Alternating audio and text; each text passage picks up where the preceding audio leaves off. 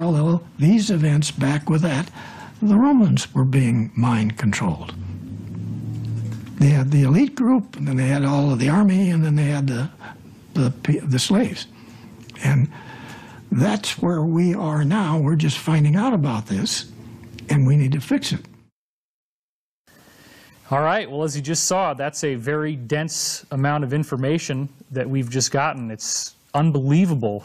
If you've been paying close attention to the show before, you've seen other episodes, then you're already aware of how much validation we've been getting there. So here to discuss more about these details with me is Corey Good. Corey, welcome to the show. Thank you.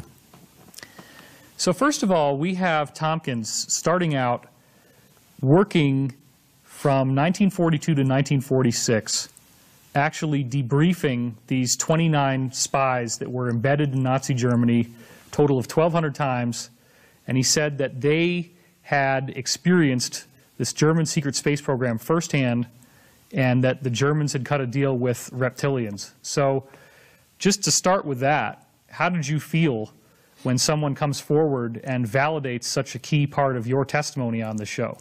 Well, I have to say it's gratifying, especially after knowing that he, I was told, has no idea who I am, couldn't pick me out of a crowd. So, you know, this is leading me to believe that his program is what fed the data into, or some of the data into these smart glass pads. So I was most likely reading the results of his briefings.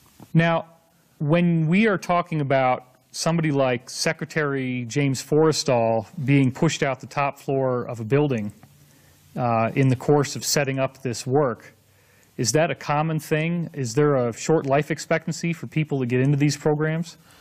Well, yes. And a lot of it depends on whether you toe the line or not. If you don't toe the line, then things, I mean, they're not afraid to take out a president, let alone a former, was he the head of the Navy? Yeah, he was Secretary of Defense. Oh, Secretary of Defense. Yeah. Wow. So, I mean, since this is, to them, this secret is higher than the nuclear bomb, any other secret, then they think any of this type of retaliation on people that open their mouths or don't toe the line is justified.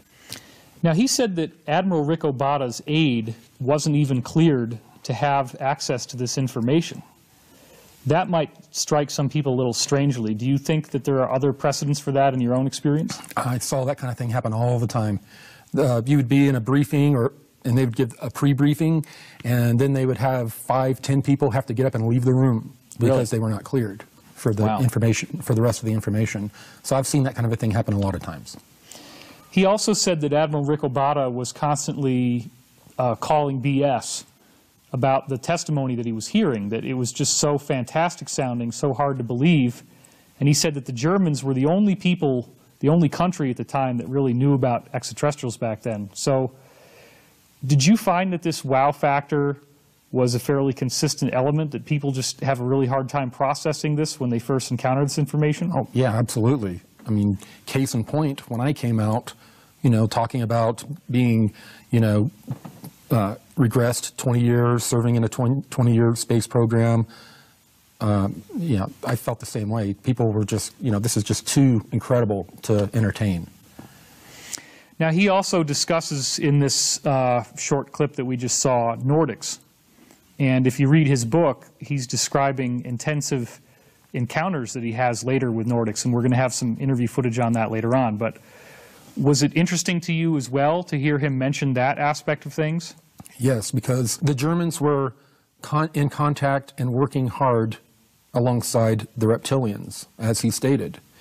But there were Nordic groups involved as well, that different elements of the German space program were in contact with. Right.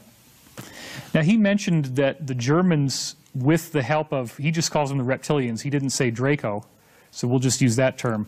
The Germans, with the reptilians, were creating a space navy, and that their goal was to not just worry about conquering the Earth, but to use the material and the personnel of Nazi Germany to create an interplanetary, interstellar conquering army.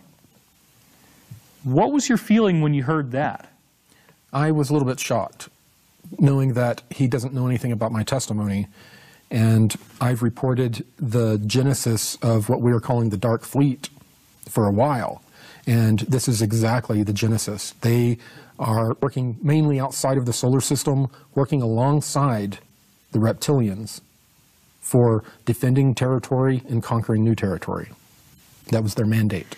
It seems hard for me, just personally, to understand why people on Earth would give a darn about conquering other worlds if they only found out those other worlds existed a few years ago. Do you think this is more of just something that Draco talked them into as part of the deal to get the technology? That was a part of the deal. Why would the Germans care about other planets? They don't know anything about this. They have no background in it. Well, I mean, if you were 1930, 40 era, had that consciousness and perception of the world, and you were told that all of this stuff was out there, that might change. You might become very eager to get out there and see it.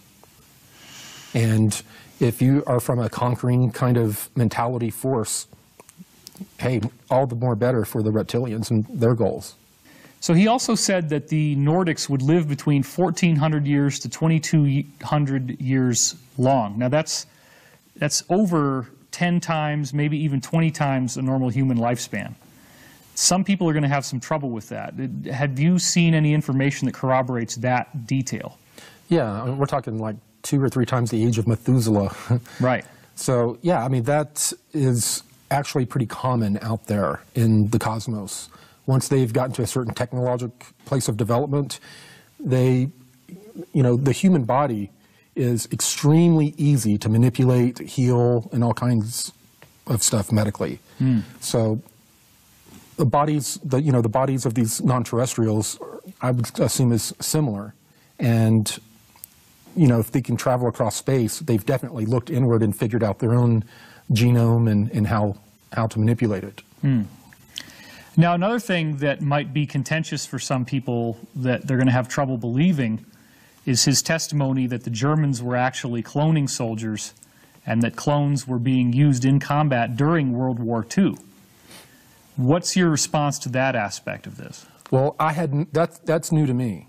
Okay. That part. But I do know that there was cloning going on later on that I read about that the Germans were doing and that the Americans started doing as well in underground bases in these so-called NBC or biological weapons facilities.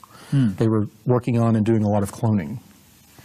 Now, speaking of these underground facilities, he said that the Germans were building these discs in several of them, and he also said there were several different prototypes that would go up to 500 feet wide. Yeah, and Is that consistent with what you've heard? Our shipping yards or whatever for when we were building our earlier craft, it was done in the same manner. In underground that I was briefed about, they were in huge underground caves, and they were building them in sections, and and putting them together and then flying them out into space. Is the craft being as wide as 500 feet consistent with what you have heard? Oh, much wider. Okay. Yeah. And what about the chromoly steel that he mentioned? That I had heard. The ships were incredibly dense and heavy because they were using that era of material science. But they started developing material science, and within 20 years or so, they were having craft very similar to non-terrestrial craft that we would run across to where you could pick it up with one hand and rock it. Wow.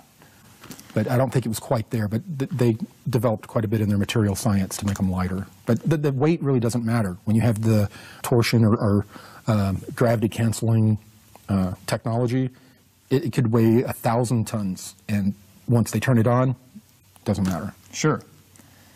Now, he also said something that, again, people may have trouble with, especially the more skeptically inclined, and that would be, he said that within 2 years, we could have a life extension system released to certain individuals in which you take 4 pills or 4 shots over the course of 6 months.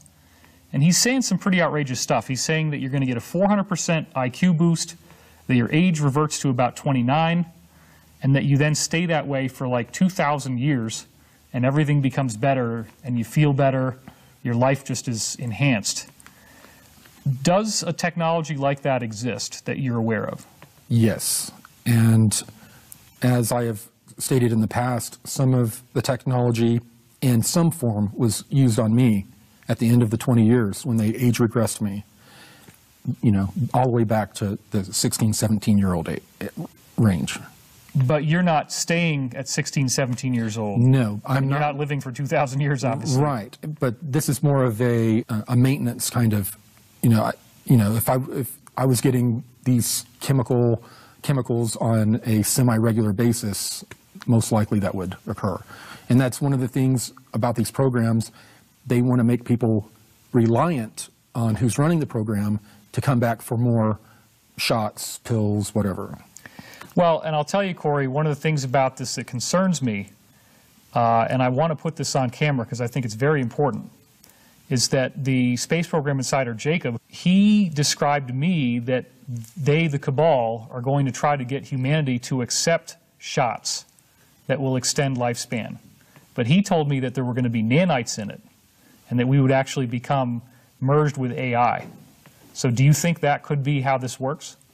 That's most likely a type of scenario. These are not real good-hearted people that are going to, if they've kept this technology hidden for, 80 years or whatever, why are they all of a sudden going to become all benevolent and, give out life extension? There's always a catch with these people. So there's probably some sort of Trojan horse in the shots, just like most of the shots that people get now. Do you know of a way that this could work that doesn't involve AI and nanites? Well, yeah, it obviously worked for me without nanites. Okay.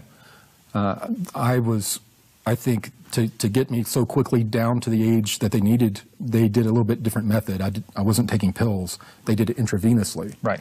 But I only witnessed a pharmaceutical application to what happened at the end of my service. I passed out and all that afterwards. The fact that he's talking about, telomere manipulation and that type of, like a pharmaceutical innovation to help people extend their life, that's pretty good details that I hadn't had before. Let me ask you this. Is there a way that if this technology does come out that we could test it for nanites? Or could we shock it somehow with electricity or something so that if there were nanites in it that they wouldn't be able to work? Yeah, both of those are true. We could, they could test them for nanites, or just to not have to worry about it, they could take all of the samples through and hit it with an electrical charge.